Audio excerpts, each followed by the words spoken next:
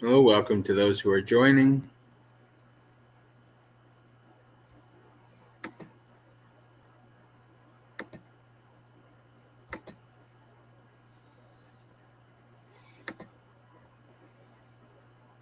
Hello, Jayantha, welcome.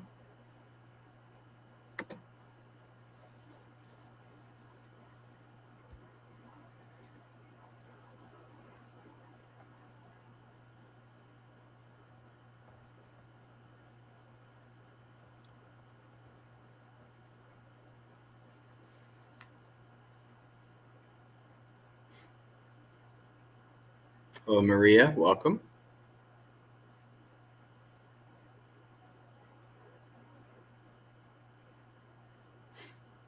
Hello, Brian.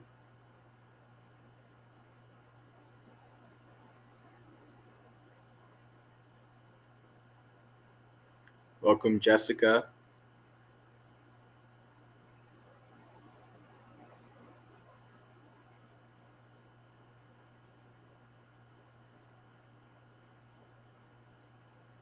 Hello, Miguel.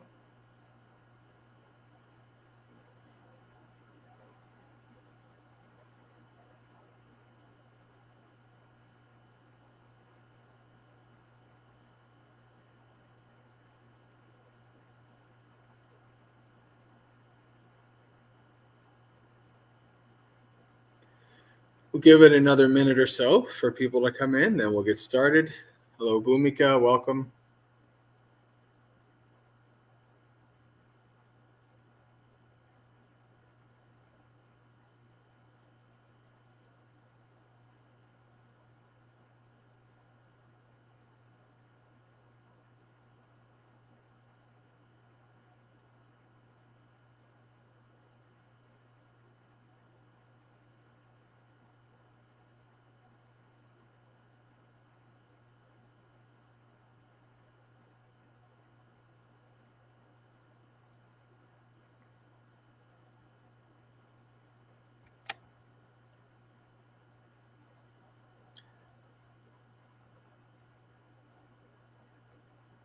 All right, friends.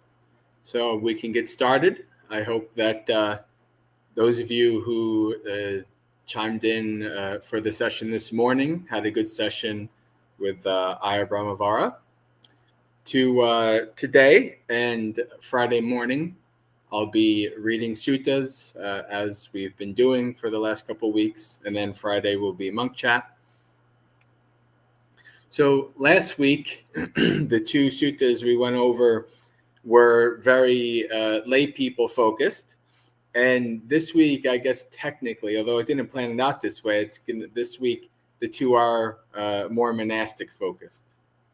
And so today, the sutta we're going to be going over is a very famous sutta. It's a Raṭṭhapāla sutta in the Majjhima Nikaya. So I'm sure most of you or many of you know the story of Raṭṭhapāla, the young monk.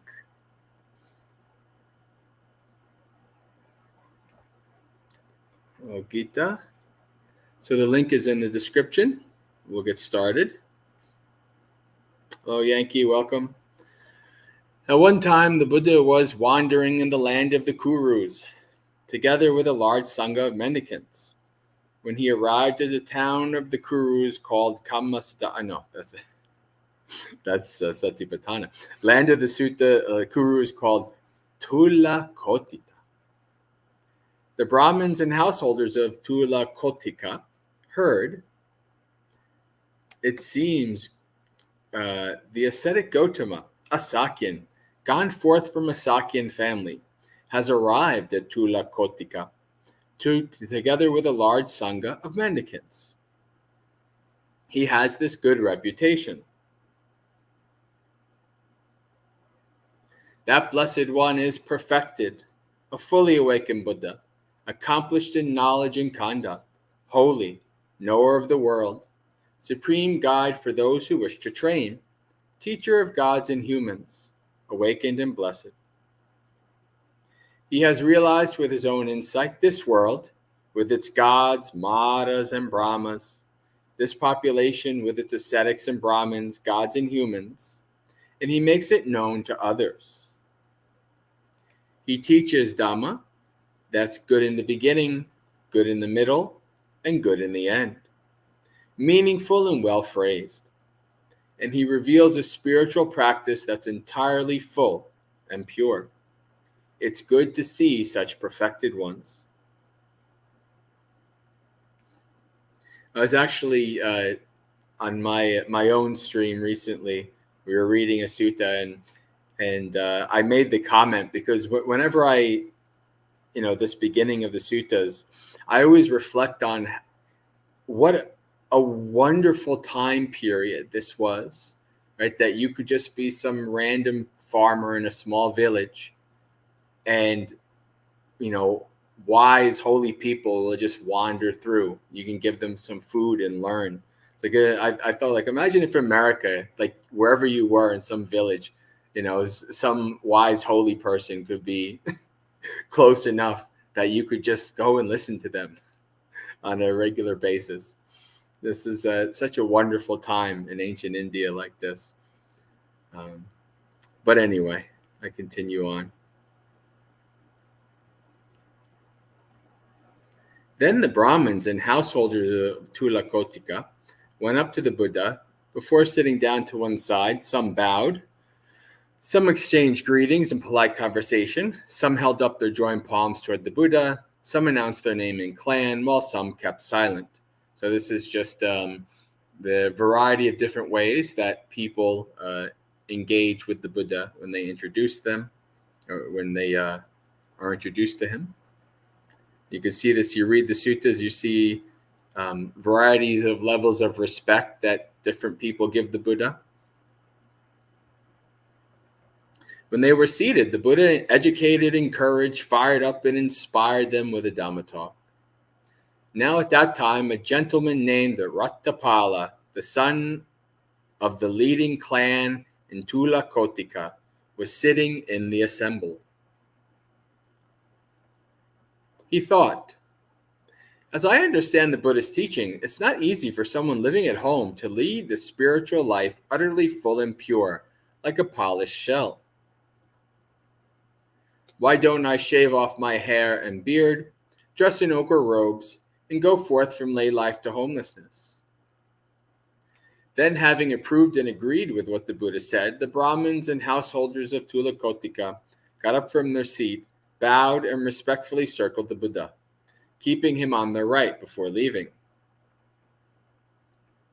Soon after they left, Raṭṭhapāla went up to the Buddha, bowed, sat down to one side, and said to him, Sir, as I understand the Buddha's teachings, it's not easy for someone living at home to lead the spiritual life utterly full and pure, like a polished shell.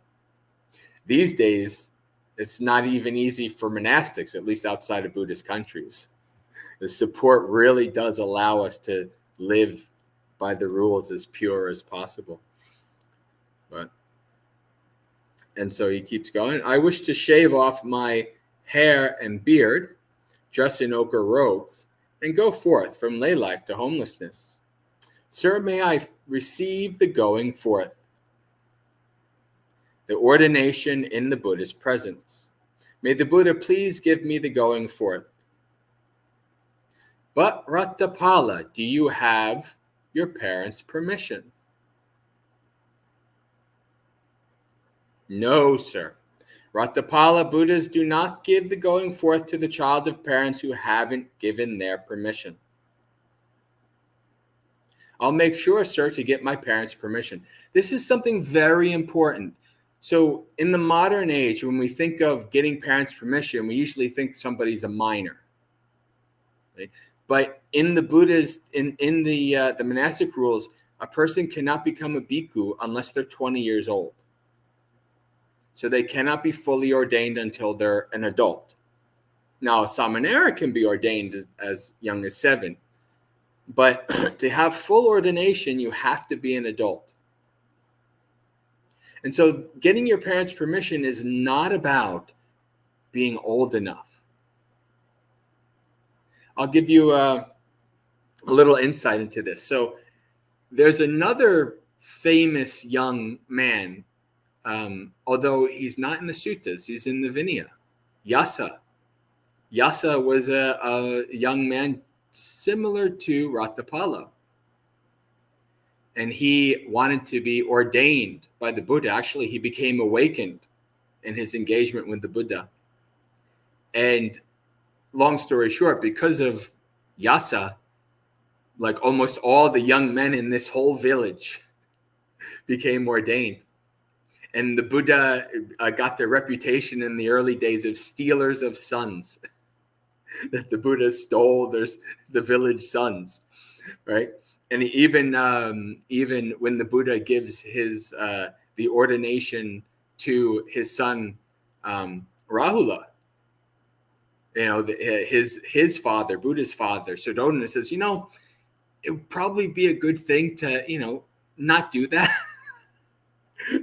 So when you think about it, in the modern age, maybe it's not a big issue, but in the old days, especially, the son was expected to take over the farm, take over the inheritance, or even as the parents got older, the son had to do more work. So a son kind of like just leaving can cause a lot of bad blood in the society for the Buddha. So the Buddha wisely said, we should have parents' permission. Having the reputation of the stealer of sons is not exactly conducive for a long lasting Dhamma. So then Raṭṭhapāla got up from his seat, bowed, and respectfully circled the Buddha. Then he went to his parents and said, Mom and Dad, as I understand the Buddha's teaching, it's not easy for someone living at home to lead the spiritual life utterly full and pure, like a polished shell. I wish to shave off my hair and beard, dress in ochre robes, and go forth from the lay life to homelessness. Please give me permission to go forth. When he said this, Raṭṭhapāla's parents said to him, But, dear Raṭṭhapāla, you're our only child. You're dear to us and we love you. You're dainty and raised in comfort. You know nothing of suffering. Even when you die, we will lose you against our wishes. So how can we allow you to go forth while you're still alive? For a second time, for a third time, Raṭṭhapāla, and these are actually, it's not necessarily the parents don't have a point, right? If this is a person who's not used to having any kind of hardship, right? They're like, you're not going to last long, and plus we need you, and we don't want to let you go. So they do make at least one valid point, and they acknowledge their attachment. And the third time, Raṭṭhapāla asks his parents for permission, but got the same reply.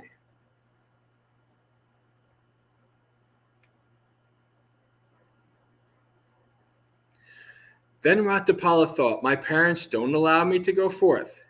He lay down right there on the bare ground, saying, I'll either die right here or go forth. And he refused to eat up to the seventh meal. Then Raṭṭhapāla's parents said to him, Dear Raṭṭhapāla, you're our only child. You're dear to us and we love you. You're dainty and raised in comfort. You know nothing of suffering. When you die, we will lose you against our wishes. So how can we allow you to go forth from lay life to homelessness while you're still living? Get up, Raṭṭhapāla, eat, drink, and amuse yourself. While enjoying sensual pleasures, delight in making merit. We don't allow you to go forth. When you die, we will lose you against our wishes, so how can we allow you to go forth while you're still alive?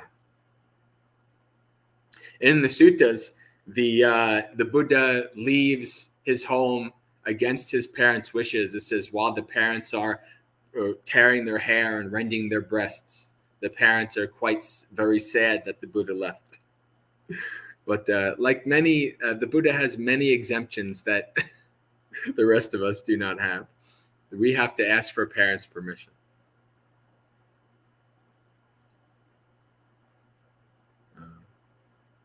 When they said this, Raṭṭhapāla kept silent for a second time, and for a third time, Raṭṭhapāla's parents made the same request.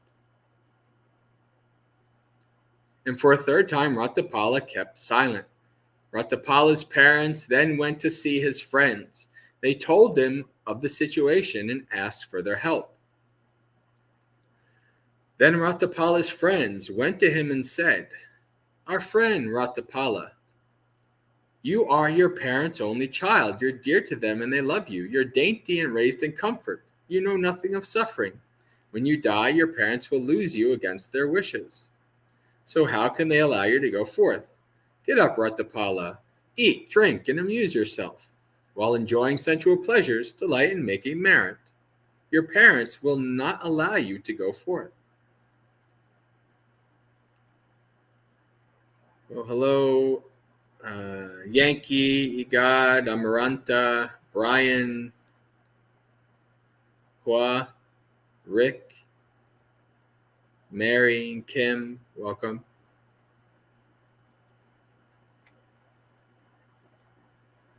And for a third time, Raṭṭhapāla's friends made the same request.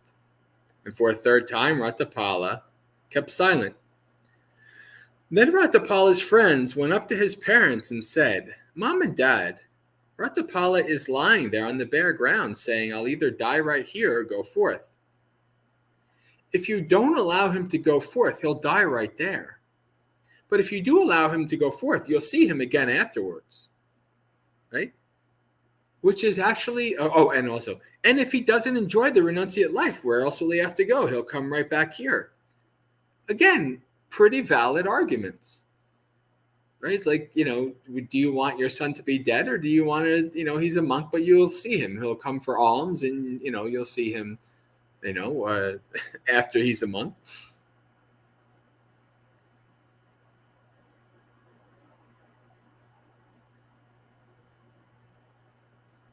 And there's always the chance that he'll disrobe.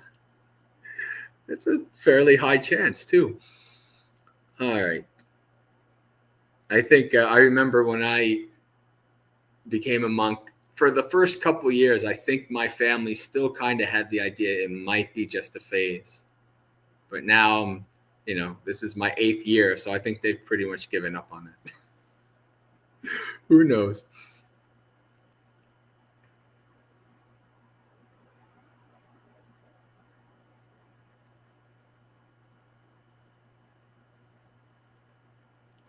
Please give Raṭṭhapāla permission to go forth. Then, dears, we'll give Raṭṭhapāla permission to go forth, but once gone forth, he must visit his parents. Then Raṭṭhapāla's friends went to him and said, "Get up, Raṭṭhapāla. Your parents have given you permission to go forth from lay life to homelessness." And actually, you see examples even in the modern day of monks like having a close, I don't know, what would you say, like even like Ajahn Chah, right? Ajahn Chah started Wapapang in the village where he grew up, right? And then his mother became a Mechi or something like that. But so it's actually quite a blessing for the parents to have a monastic. At least that's the way it's seen in Buddhism.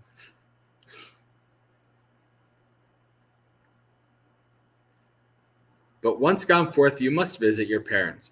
Raṭṭhapāla got up and regained his strength. He went to the Buddha, bowed, sat down to one side, and said to him, "Sir, I have my parents' permission to go forth from the lay life to homelessness. May the Buddha please give me the going forth."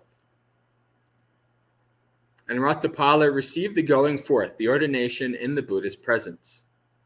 For me, my parents actually wrote a letter to Bhante Gunaratana, and they mailed it to him. They're saying that we give our son permission to go forth. But these days, with that, you could probably just do it over email.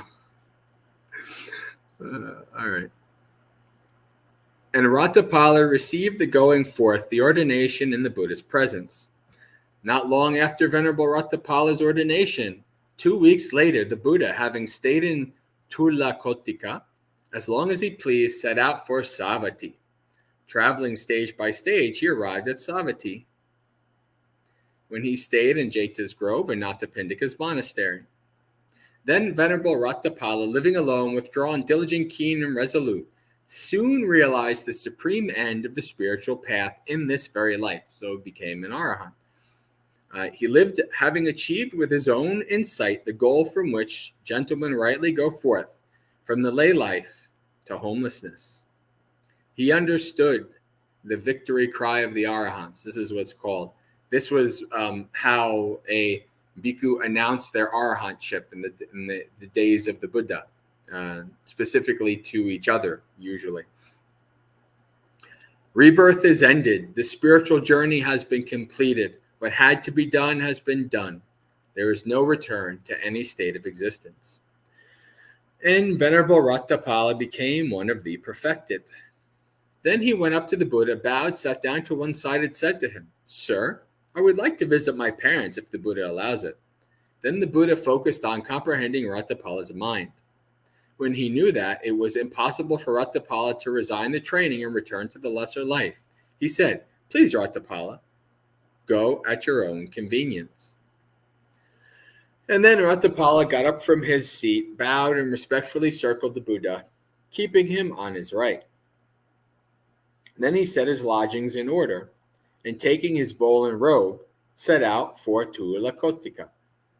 Traveling stage by stage, he arrived at Tulakotika, where he stayed in King Kauravya's deer range.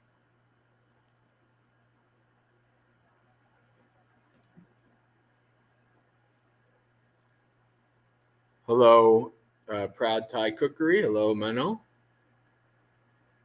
Then Raṭṭhapāla robed up in the morning and, taking his bowl and robe, entered Tulakotika for alms. Wandering indiscriminately for alms food, indiscriminately, or this means that he was wandering without distinction of, I'm going to go here, I'm going to go there. Right? I know those people will give me good curry, so I'm going to go there. Like that's what it means by this word, how it's translated as indiscriminately. He approached his own father's house. Now at that time, Raṭṭhapāla's father was having his hair dressed in the hall of the middle gate. He saw Raṭṭhapāla coming off in the distance and said, "Our dear and beloved only son was made to go forth by these shavelings, these fake ascetics." And at his own father's home, Raṭṭhapāla received neither alms nor polite refusal, but only abuse. Now at that time, a family slave wandered to throw away the previous night's porridge. So Raṭṭhapāla said to her, "If that's to be thrown away, sister, pour here in my bowl." As she was pouring the porridge into his bowl, she recognized the features of his hands, feet, and voice. She then went to his mother and said, "Please, madam, you should know this. Master Raṭṭhapāla has arrived. If you speak the truth, Master Raṭṭhapāla has arrived." And so then she responded, "If you speak the truth, wench, I'll make you a free woman." Then Raṭṭhapāla's mother went to his father and said, so the idea here was that Raṭṭhapāla's father didn't recognize that was his son. He just thought he was another monastic. And so he cursed at him, "You stole my son." So it was the servant who recognized. Then Raṭṭhapāla's mother went to his father and said, "Please, householder, you should know this. It seems our son Raṭṭhapāla has arrived." Now at that time, Raṭṭhapāla was eating last night's porridge by a wall. Then Raṭṭhapāla's father went up to him and said, "Dear Raṭṭhapāla, how can you be eating last night's porridge? Why not go to your own home?" Householder, how could those of us who have gone forth from lay life to homelessness have a house? We are homeless, householder. I came to your house, but there I received neither alms nor polite refusal, but only abuse. Come, dear Raṭṭhapāla, let's go to the house. Enough, householder, my meal is finished for today. Well then, dear Raṭṭhapāla, please accept tomorrow's meal from me. This is actually one of the monastic rules, because monastics cause some trouble in the village. You can't accept a meal and then right after go to another acceptance. So you have to be very cognizant of not causing offense in this way. So then Raṭṭhapāla's father says, well, what about tomorrow? Raṭṭhapāla consented in silence.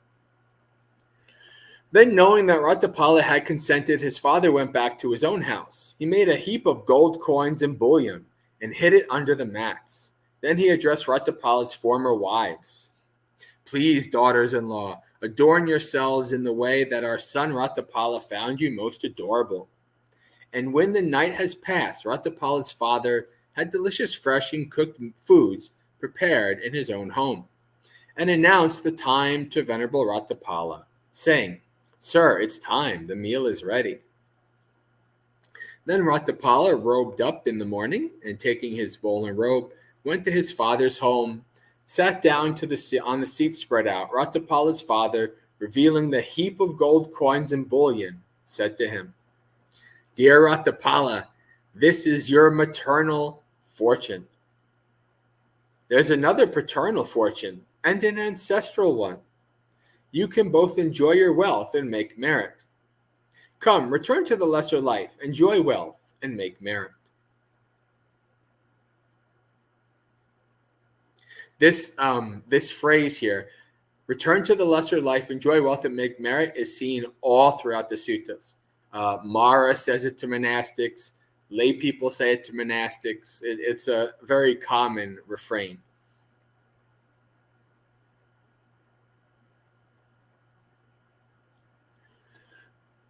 And so Raṭṭhapāla responds, if you'd follow my advice, householder, you'd have this heap of gold loaded on a cart and carried away to be dumped in the middle of the Ganges River. Why is that? Because this will bring you nothing but sorrow, lamentation, pain, sadness, and distress. This is the same the same framework in the definition of dukkha. Dukkha domanasa upayasa. No, soka parideva dukkha domanasa upayasa. This is the in the literal definition of suffering. So Raṭṭhapāla is saying, if you threw it in the Ganges, you'd have less suffering.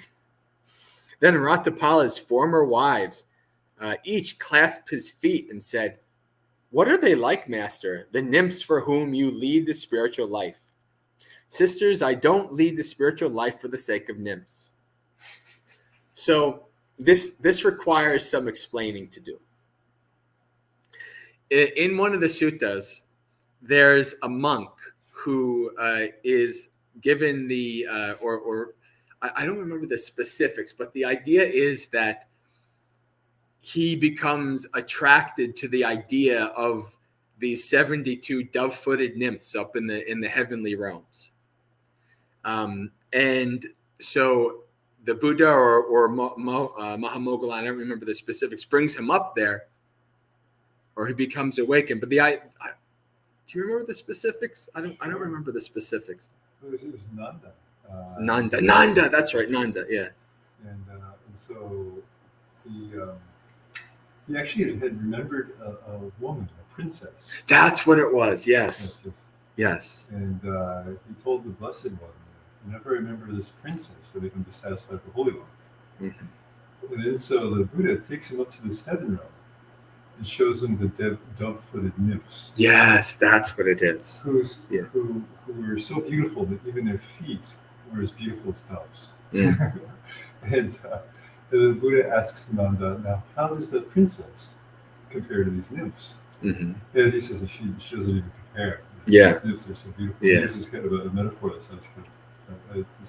She's not nearly as attractive as these nymphs, let's put it that way. And so the Buddha says, if you remain a monk, I promise you that you will have these nymphs after this. So Nanda says, this is great. And so he takes it back down to earth. And Nanda's practicing, and the other monks make fun of him. Yes. Okay, right. Yeah. Because Nanda's practicing the holy life, so he can get nymphs, and they're making fun of him for this. Yeah. So he gets embarrassed, and he starts really practicing, and actually takes enlightenment. So yes. Yeah. Thank you, Ajahn. Thank you. Yeah. So the just for those of you, if you weren't able to hear, this monk, he's a monk, and he's thinking about this princess, this woman, and he's taken up to the heavenly realms, and says, well, what about these heavenly beings? And he realized, oh, these are much more beautiful than this woman. And so then he starts to practice, and the other monks make fun of him that he's practicing for heavenly women. And then he becomes awakened from that. So that's the idea. So it's like oh, you're leading a spiritual life for these nymphs, and that might be something from the culture, because it's very similar in many ways to the 72 virgins of how they say in Islam that if you are a martyr, you have the 72 virgins and things like that. So I wonder how old this concept of like heavenly beings or having heavenly beings is. But I'd like to mention one other aspect that's really important is that according to the tradition, it seems like at the end of that sutta with Nanda, there's an indication that the Buddha knew this course of events would play out that way. And so that he knew that he would turn his attention to attaining enlightenment instead of trying to go for that. Exactly. Gotcha. Yep. So his former wives ask him, well, are you doing this for better women than us or something like that? And Raṭṭhapāla says, sisters, I don't lead the spiritual life for the sake of nymphs. Saying, oh, our master Raṭṭhapāla addresses us as sisters. They fainted right there. Then Raṭṭhapāla said to his father, if there is food to be given, householder, please give it, but don't harass me. Eat, dear Raṭṭhapāla, the meal is ready. Then Raṭṭhapāla's father served and satisfied Venerable Raṭṭhapāla with his own hands with delicious, fresh, and cooked foods.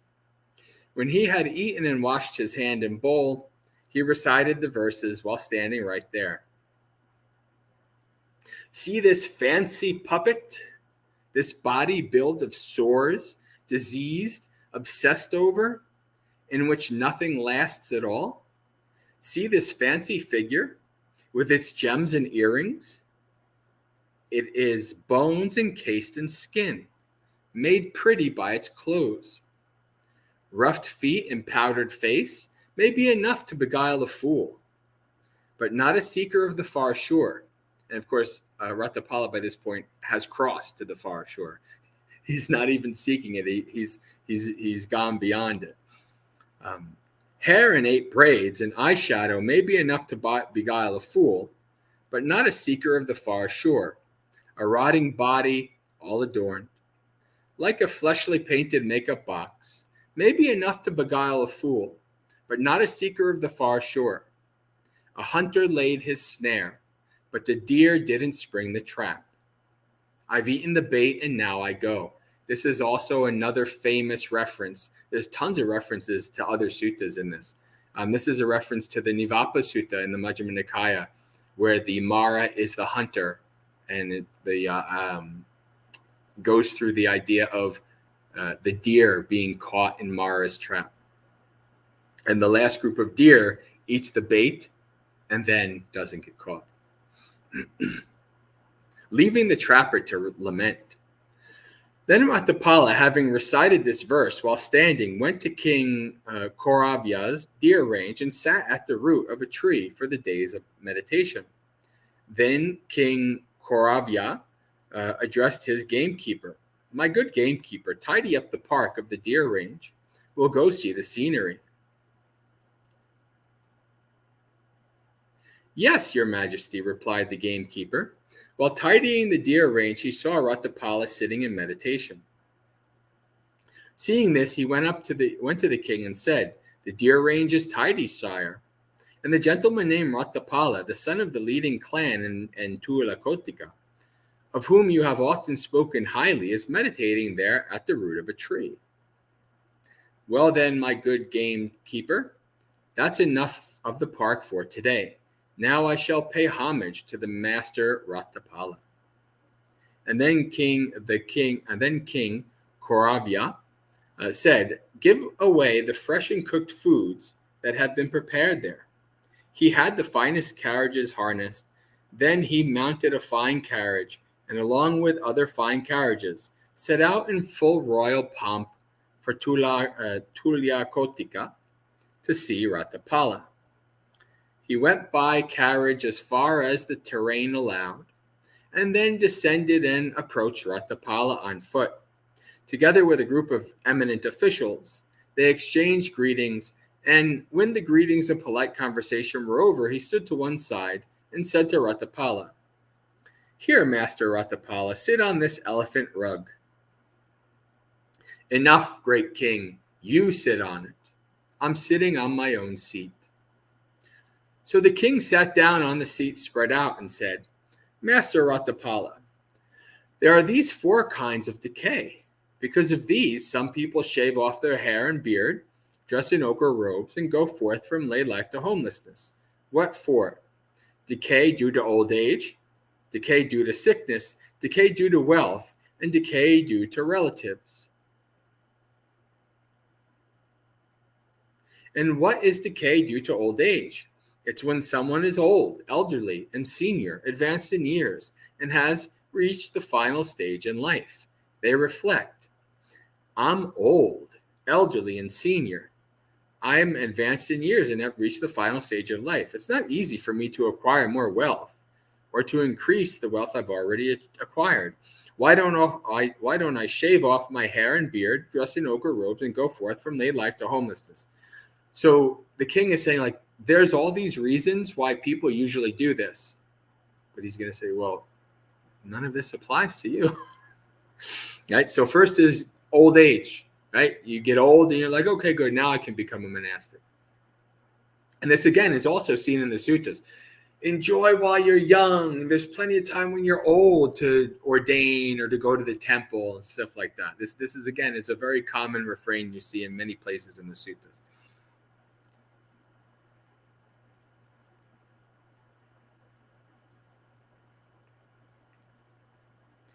This is called decay due to old age, but Master Raṭṭhapāla is now young, with pristine black hair, blessed with youth, in the prime of life. You have no decay due to old age. So what did you know or see or hear that made you go forth? And what is decay due to sickness? It's when someone is sick, suffering, gravely ill. They reflect, I'm now sick, suffering, and gravely ill. It's not easy for me to acquire more wealth or to increase the wealth I've already acquired. Why don't I go forth from the lay life to homelessness? So because of that decay due to sickness, they go forth. This is called decay due to sickness.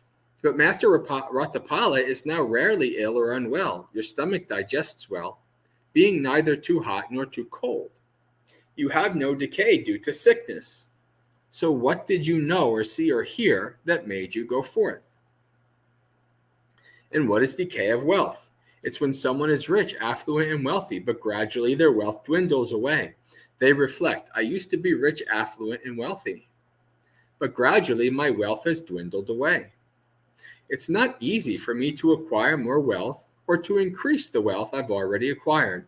Why don't I go forth from the lay life to homelessness? So because of that decay of wealth, they go forth. This is called the decay of wealth. But Master Raṭṭhapāla is the son of the leading clan here in Tulyakotika. You have no decay of wealth. So what did you know or see or hear that made you go forth? And what is decay of relatives? It's when someone has many friends and colleagues, relatives and kin. But gradually their relatives dwindle away. They reflect, I used to have many friends and colleagues, relatives and kin, but gradually they've dwindled away. It's not easy for me to acquire more wealth or increase the wealth I've already acquired. Why don't I shave off my hair and beard, dress in ochre robes, and go forth from the lay life to homelessness? Hello, Lydia, Sud, Saw. So because of that decay of relatives, they go forth. This is called the decay of relatives. But Master Raṭṭhapāla has many friends and colleagues, relatives and kin right here in Tulyakotika. You have no decay of relatives. So what did you know or see or hear that made you go forth? There are these 4 kinds of decay. Because of these, some people shave off their hair and beard, dress in ochre robes, and go forth from the lay life to the homelessness. Master Raṭṭhapāla has none of these. So what did you know or see or hear that made you go forth? Great King, the Blessed One who knows and sees, the Perfected One, the fully awakened Buddha, has taught these 4 summaries of the teachings for recitation. It was after knowing and seeing and hearing these that I went forth from lay life to homelessness. What for? The world is unstable and swept away. This is the first summary. The world has no shelter and no savior. This is the second summary. This is why I make the joke, when you really start to understand the Buddhist teachings, when you go for refuge to the triple gem, you're actually going for refuge to the fact that there is no refuge. The only refuge and savior is Nibbana. There is no refuge in the world. So that's when you go for refuge to the triple gem, you're reminding yourself the only way, the only true refuge is following the teachings and ending your samsaric journey. The world has no shelter and no savior. This is the second summary. The world has no owner. You must leave it all behind and pass on. This is the third summary. The world is wanting, insatiable, the slave of craving. This is the fourth summary. The Blessed One who knows and sees, the Perfected One, the fully awakened Buddha, taught these 4 summaries of the teaching. It was after knowing and seeing and hearing these that I went forth from the lay life to homelessness. The world is unstable and swept away, so Master Raṭṭhapāla said. How should I see the meaning of this statement? What do you think, Great King? When you were 20 or 25 years of age, were you proficient at riding elephants, horses, and chariots, and at archery and swordsmanship? Were you strong in thigh and arm, capable and battle-hardened? I was, Master Raṭṭhapāla. Sometimes it seems as if I had superpowers back then. I don't even see anyone who could have equaled me in strength. What do you think, Great King? These days, are you just as strong in thigh and arm, capable and battle-hardened? No, Master Raṭṭhapāla, for now I am old, elderly, and senior. I'm advanced in years and have reached the final stage of life. I'm 80 years old. Sometimes I intend to step in one place, but my foot goes somewhere else. I haven't experienced that just yet, but I have experienced trying to place my mind in one place and it goes somewhere else. The ravages of older age. All right. This is what the Buddha was referring to when he said the world is unstable and swept away. It's incredible, Master Raṭṭhapāla. It's amazing how well said that this was by the Buddha. For the world is indeed unstable and swept away. And again, I said this actually at, I think last Sunday here, I was talking about this. When the Buddha is talking about the world, he's almost always talking about this mind and body. That's the all. That's the world. So, and what is Raṭṭhapāla used as an example? The body. Now, of course, the world is also unstable and swept away. But the more important world to reflect on and to understand is this world, this mind and body.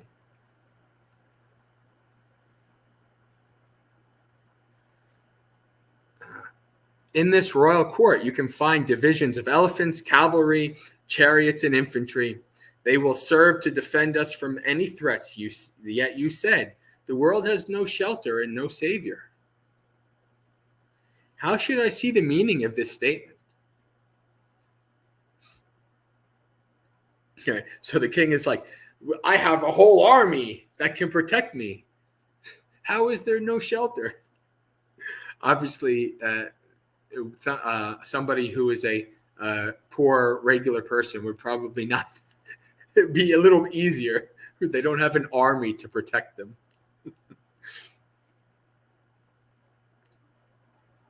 What do you think, great king? Do you have any chronic ailments? Yes, I do. Sometimes my friends and colleagues, relatives and family members surround me thinking, now the king will die. Now the king will die. What do you think, great king? Can you get your friends and colleagues, relatives and family members to help? Please, my dear friends and colleagues, relatives and family members, all of you here, share my pain so that I may feel less pain. Or must you feel that pain alone? I can't get my friends to share my pain. Rather, I alone must feel it. This is what the Buddha was referring to when he said the world has no shelter and no savior. It's incredible, Master Raṭṭhapāla. It's amazing how well said this was by the Buddha. For the world indeed has no shelter and no savior. In this royal court, you can find an abundance of gold, coin, and bullion stored in dungeons and towers. Yet you said the world has no owner. You must leave it all behind and pass on. How should I see the meaning of this statement?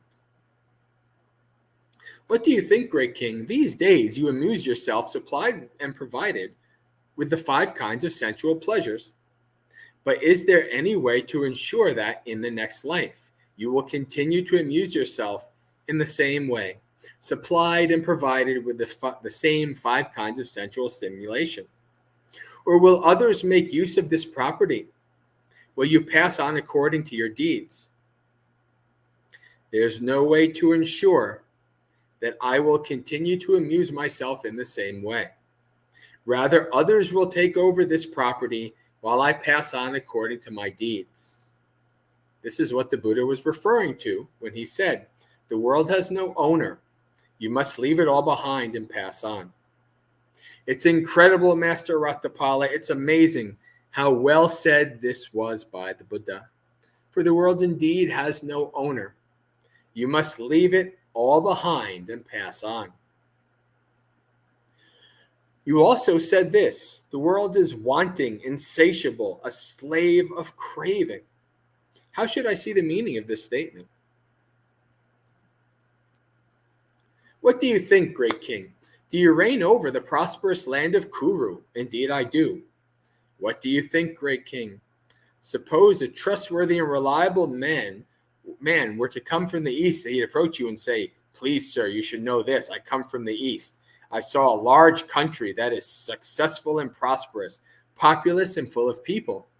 They have many divisions of elephants, cavalry, chariots, and infantry, and there's plenty of money and grain, plenty of gold coins and bullion, both worked and unworked, and plenty of women for the taking.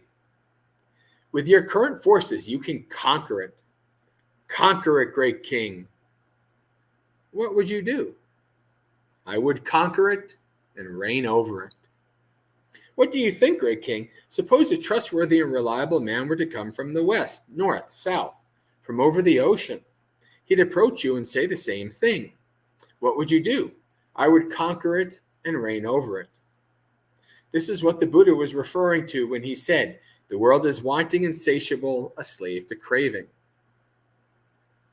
So this is seen in other places where the Buddha and other people will say, just as a king conquering the near shore still looks on the far shore.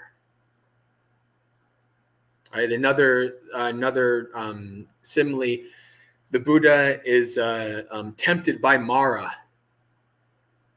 and to have for gold and power and such, and he says, even if there were enough gold, if this very Mount Sinaru was gold, it would not be enough to satiate craving.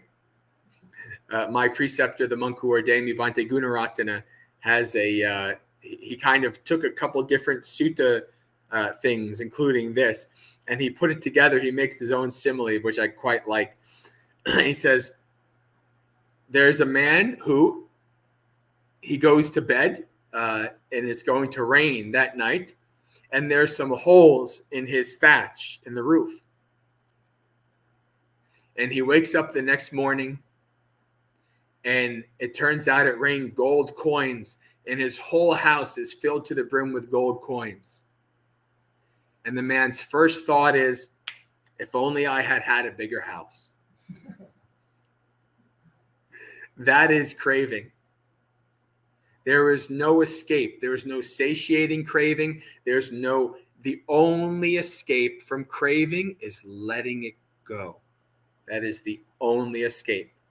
This is why it's insatiable, a slave of craving. And it was after knowing and seeing and hearing this that I went forth from lay life to homelessness. It's incredible, Master Raṭṭhapāla. It's amazing how well said this was by the Buddha. For the world is indeed wanting, insatiable, the slave of craving. This is what Venerable Raṭṭhapāla said. Then he went on to say, I see rich people in the world who, because of delusion, give not the wealth they've earned. Greedily they hoard their riches, yearning for ever more sensual pleasures. A king, here you go, it's even in this one right here. A king who has conquered the earth by force, ruling the land from sea to sea, unsatisfied with the near shore of the ocean, will still yearn for the further shore. Not just the king, but others too, reach death, not rid of craving. They leave their bodies still wanting. I think Bhikkhu Bodhi or another translates it with plans unabated. Right? They come to the end of their life, but they still have lots of plans. They still have things they want to do. They want to keep experiencing and seeing more. And that momentum, that energy is what pushes them right to the next life. They leave the body still wanting, for in this world sensual pleasures never satisfy.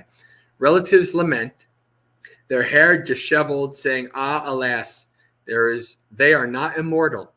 They take out the body, wrap it in a shroud, heap up a pyre, and burn it there. It's poked with stakes while being burnt. In just a single cloth, all wealth is gone. Relatives, friends, and companions can't help you when you're dying. Heirs take your riches, while beings fare on according to their deeds. Riches don't follow you when you die, nor do children, wife, wealth, nor kingdom. Longevity isn't gained by riches, nor does wealth banish old age. For the wise say, life is short. It's perishable and not eternal. The rich and the poor feel its touch. The foolish and the wise feel it too. But the fool lies stricken by their own folly, while the wise don't tremble at the touch. Therefore, wisdom is much better than wealth, since by wisdom you can reach consummation in this life. But if because of delusions you don't reach consummation, you'll do evil deeds in life after life. One who enters the womb and the world beyond will transmigrate from one life to the next, while someone of little wisdom, placing faith in them, also enters a womb and the world beyond. As a bandit caught in a window is punished by his own bad deeds, so after departing in the world beyond, people are punished for their own bad deeds. Sensual pleasures are diverse, sweet, delightful, appealing in disguise, they disturb the mind. Appearing in disguise, they disturb the mind. Seeing a danger in sensual pleasures, I went forth, O king. As fruit falls from a tree, so people fall, young and old, when the body breaks up. Seeing this too, I went forth, O king. The ascetic life is unfailingly better. And we've reached the end of this sutta. So now we have about a half hour for questions. So if you have any questions, you can type them in the chat.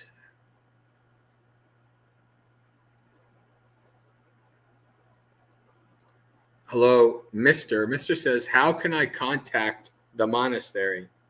Go on the website and you can look under, you have a contact us, I assume, or about us or something like that. If you go on the website, then I'm sure you can find the website link from the YouTube channel, and you can find a way to contact through the website.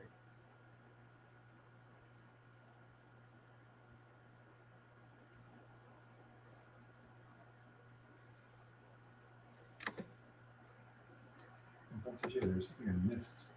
Maybe I just missed it, or maybe it wasn't in there. I remember reading other translations, or at least one other translation of the sutta, because the king refers to Raṭṭhapāla as going forth without looking to either side. Is that in here? I don't remember hearing it. So maybe it isn't. I don't know. Okay. I mean, I think there's more than one sutta on this, but let me see if If you don't remember either, I'm sure it Bhikkhu wasn't Bodhi. Let me do a search, keyword search. Just, I guess, only Control F works in Windows. How do you do it?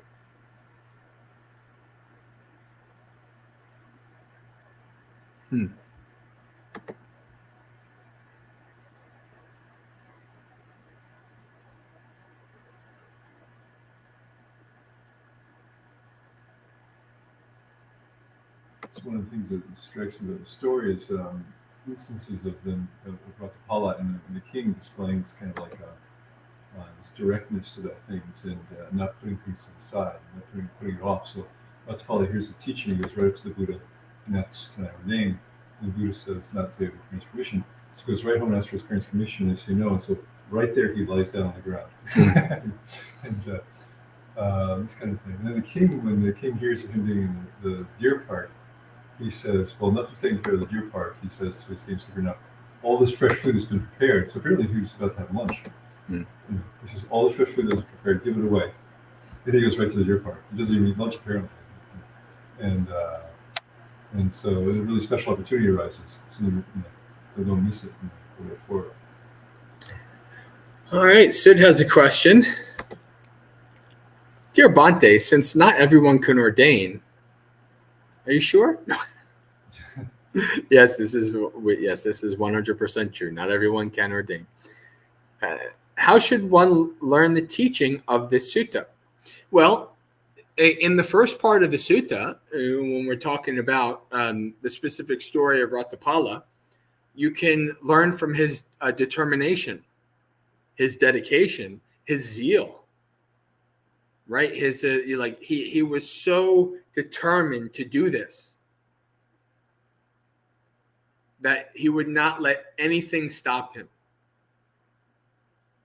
Right? Determination and zeal and this kind of energetic practice is very important on the Noble Eightfold Path.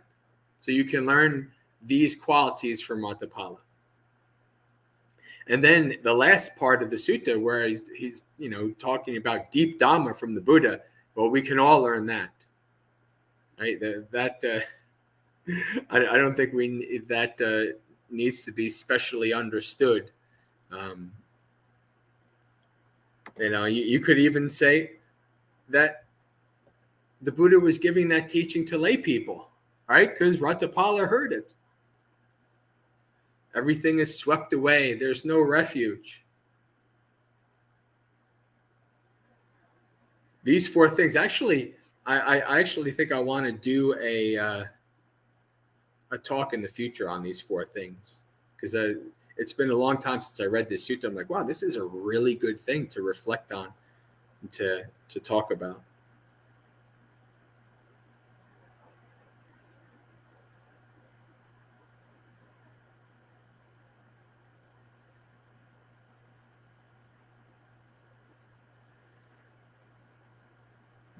Mr.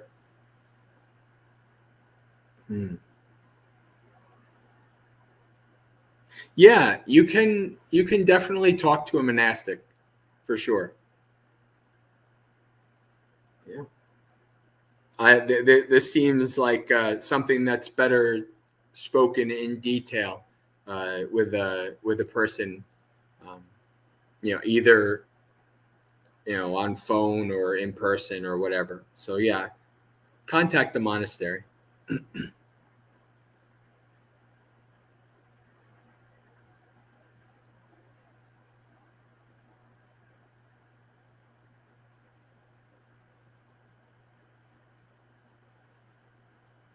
And learn from Raṭṭhapāla.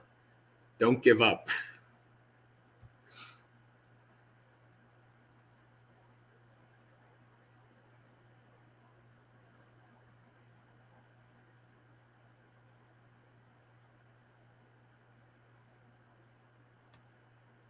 All right. So I'll give it another minute or two to see if any questions pop up and if there's any questions from the people here. Otherwise, we'll just call it an early evening, which I am not opposed. Oh, okay. Sud comes in with another question.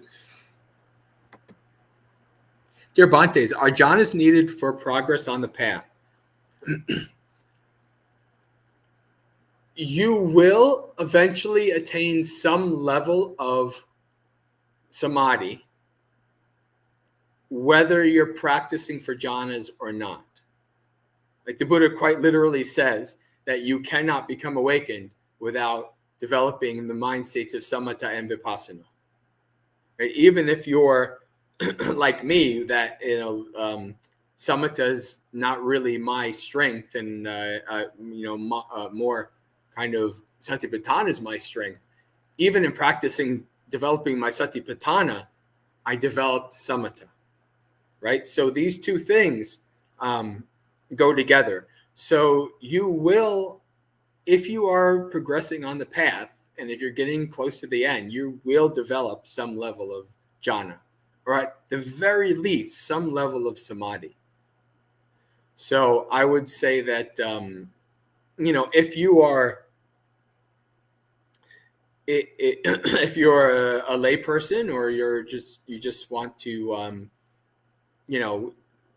maybe you're not trying to practice for jhanas, but if you are practicing mindfulness of breathing, right? If you're practicing some level of sense restraint, trying to cultivate the mind, then you can at least develop some level of samadhi. Right? Cultivating the mind, practicing anapanasati, abandoning the hindrances will naturally lead you to jhanas. I mean, quite literally, if you're in meditation and you abandon the hindrances, there's a pretty strong chance jhana will arise. It's not something you grasp. It's something that you set the conditions for, and then it arises.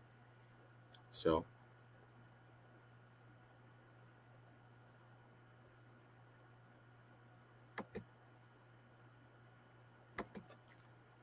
Amit says, Raṭṭhapāla was a well-off guy. How does he contemplate to let go of this? Well, it's an interesting thing, right? Most people who are poor or who are kind of like somewhat struggling for money, the thought always is, if I had money, all my problems will be solved. But if you're around people with money, it doesn't take long for you to realize, not only are not all your problems solved, there's sometimes more problems, or at the very least, different problems, right? So, and even like studies, there's this one fairly famous study from a couple years ago that show like past a certain level, where basically like past kind of like what we would consider like middle class to maybe slightly upper middle class. So past having enough money that all your needs are met, there's no extra added happiness from more money. Right? So wise people throughout history have kind of realized that like you don't actually gain anything from these. Like look at Raṭṭhapāla. Raṭṭhapāla is like throw it in the Ganges, gold bullion and all kinds of things. You think about like how many people have killed and done horrible things to other people for some money. I mean, even in like in American cities, like there's people who like have killed other people and taken like $10 from a wallet. It's like this person you killed somebody for $10. So you reflect on these things, right? This is not what is going to make me happy. It could make my life more comfortable, but it's not really going to bring me any lasting happiness. Because once you have enough, well, there's always I could use a little bit more. If I made a little bit more, then I could have a little bit more vacation. If I had a little bit more, then my kids could go to a better school. if I had a little bit more, and then, you're working 80 hours a week and you never see your kids grow up. And then you're like wondering, well, why did I even do all this for? What was the point of that? Right? So if you reflect in this way, you realize it's really not worth it. You don't, and most people don't really need much. You'd be really surprised at what can bring contentment to people. More usually just brings less contentment.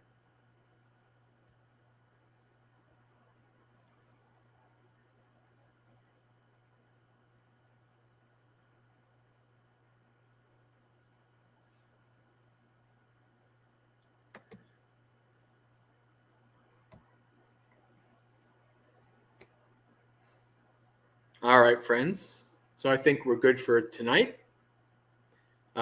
Tomorrow, Thursday morning and Thursday evening is covered by monks from outside the monastery. So you can join the streams, Empty Cloud streams in the morning and evening again.